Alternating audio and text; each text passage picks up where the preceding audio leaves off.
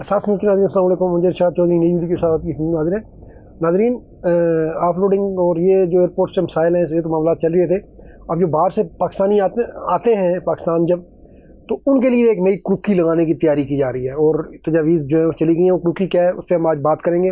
اچھا دیکھیں، اس پہ جو کڑکی لگانے کی تیاری اس پہ ہم بات کریں گے، لیکن اس وقت دنیا بھر میں ویسے تو سختیاں ہو رہی ہیں، لیکن پاکستان میں جو سختیاں ہیں وہ باقی دنیا سے کچھ الگ ہیں۔ جیسے آپ باقی دنیا میں لوگ غیر قانونی طور پر قیام کرتے ہیں یا پہنچتے ہیں، تو حالانکہ وہ غیر ملکی ہوتے ہیں لیکن ان کو کوئی گرفتار نہیں کرتا۔ جو بھی اسائلم کیس ڈالتے ہیں، جو بھی ڈالتے ہیں، تو وہ کیس چلتا رہتا ہے، منظور ہو یا نہ ہو تو ایک بات کی بات ہے، لیکن ان کی گرفتاری نہیں ہوتی، کیونکہ اس کو یہ تصور کیا جاتا ہے کہ وہ متاثرہ ہے۔ تو پاکستان میں بھی ڈپورٹیز کے حوالے سے یہ قانون ہے کہ جو بندہ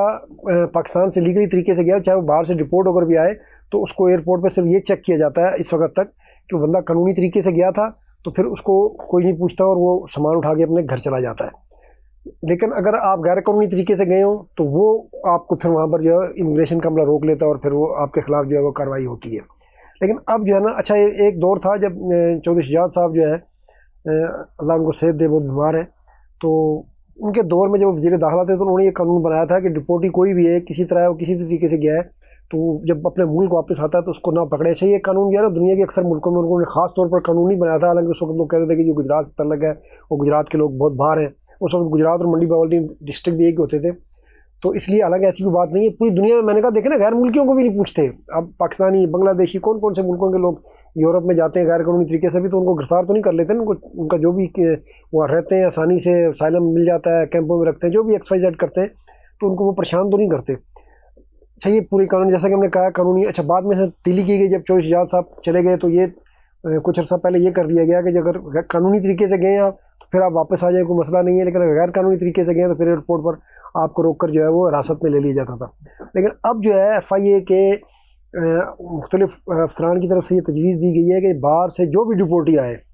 تو اس سے جو اس وقت آتا ہے نا، وہ غیر صرف چیک کرتے ہیں اپنے نظام میں کہ ہاں جی قانونی طریقے سے گیا کر کے، تو انہیں گھر جانے کی صورت اب ختم۔ اب اس کو سیدھا سیل لے کر جائیں، چاہے وہ قانونی طریقے سے گیا ہے اس صورت میں بھی۔ حالانکہ اصولی طور پر یہ ہے کہ جو ڈپورٹی آ رہا ہے، اس نے اگر ڈپورٹ ہو کر آ رہا ہے تو اس نے اگر وہاں پر اوور اسٹے کیا ہے، جو بھی ایکس وائی زیڈ کیا ہے، تو وہاں سے ڈپورٹ اس وقت ہوا ہے جب اس نے وہاں پر کوئی بھی جرم کیا تھا، تو اس کی سزا پوری کر کے وہ واپس آ رہا ہے۔ تو اس حوالے سے تو یہی پالیسی ہونی چاہیے تھی، لیکن اب اس پالیسی میں ایسا وہ کہتے ہیں نا، کڑکی پہ کڑکی۔ پہلے جو ہے یہ قانون منظور کیا گیا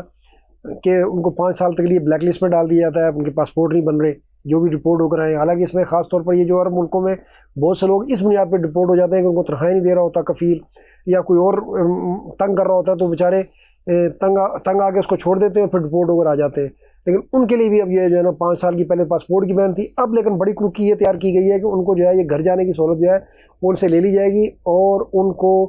پہلے جو ہے حراست میں لے کر تفتیش کے لیے سیل منتقل کیا جائے گا۔ تو مجھے ایسا لگتا ہے کہ ایک نیا ان کے لیے پریشانی کا والا معاملہ جو ہے وہ کھاتا جو ہے وہ کھل جائے گا، اور جب ایک کھاتا کھل جاتا ہے تو پھر آپ کو پتہ چلتا رہتا ہے۔ تو پھر انہوں نے تجویز میں یہ کہا گیا کہ ان سے پوچھا جائے گا کہ آپ گئے کیسے تھے،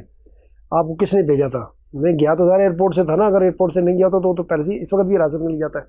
تو کہتے ہیں وہ جب تک بتائے گا کہ مجھے کس نے بھیجا تھا اور میں کیسے گیا تھا، تو اس صورت میں اس کو پھر بعد میں فیصلہ ہوگا کہ اس کو رہا کر دیا جائے یا نہ رہا کیا جائے، اور اگر وہ نہیں بتائے گا تو اس کے خلاف بھی مقدمہ جو ہے وہ قائم کر دیا جائے گا۔ تو یہ جو ڈپورٹ ہو کر آنے والے ہیں ان کے لیے ایک نئی کڑکی ایسا لگتا ہے کہ تیار کی جا رہی ہے۔ تو اب دیکھیں اب کیا آگے ہوتا ہے اس قانون کو بھی۔